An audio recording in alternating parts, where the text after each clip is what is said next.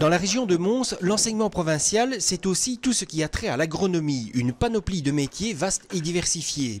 Et dans ces filières, on constate un accroissement du nombre de jeunes filles. Aujourd'hui, 30% des élèves sont féminines et dans des sections qui ne sont pas simplement l'art floral. Tous ici sont animés par une passion pour les plantes. Ceux qui rentrent savent déjà un peu ce qu'ils ont dans l'idée pour leur formation, mais c'est sûr qu'en avançant, ils vont découvrir des facettes du métier qu'ils ignoraient ou qu'ils vont découvrir au gré de leur expérience et de leur visite et de leur intérêt aussi. Les élèves vont aborder pendant leur formation différentes matières, dont la culture maraîchère, l'arboriculture fruitière, l'arboriculture ornementale, la floriculture intérieure et extérieure, mais aussi tout ce qui est espace vert.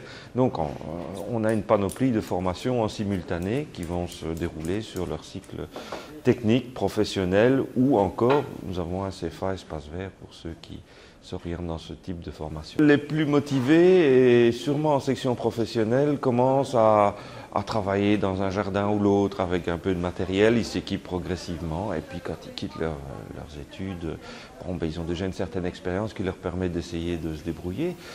D'autres vont plutôt être tentés par des études supérieures. Il reste les graduats en agronomie, ils sont quand même assez variés. Et puis, en fait, on est parfois surpris de l'orientation que les élèves prennent. On en retrouve par surprise dans l'art floral, on en retrouve dans des entreprises ou dans des centres de gros. C'est vraiment un métier qui reste ouvert dans de nombreuses facettes. À Glun, c'est une école tout à fait particulière que gère la province de Hainaut, l'école du cheval, une filière innovante pour des jeunes passionnés. La majorité des élèves ont déjà, ont une passion déjà pour le cheval et souvent font déjà de l'équitation, mais de manière récréative. Il y a une partie de cours théoriques, il y a des cours mathématiques, français, comme dans une autre école. Il y a une partie de cours techniques, donc ce sont des cours qui se rapportent aux chevaux. Là-dedans, il y a de la morphologie, de l'anatomie, de la science équestre, de la maréchalerie. Et alors, il y a une partie de cours pratiques où là, les élèves apprennent tout ce qui est soin des chevaux et puis équitation, bien sûr, monter à cheval, faire un peu d'attelage.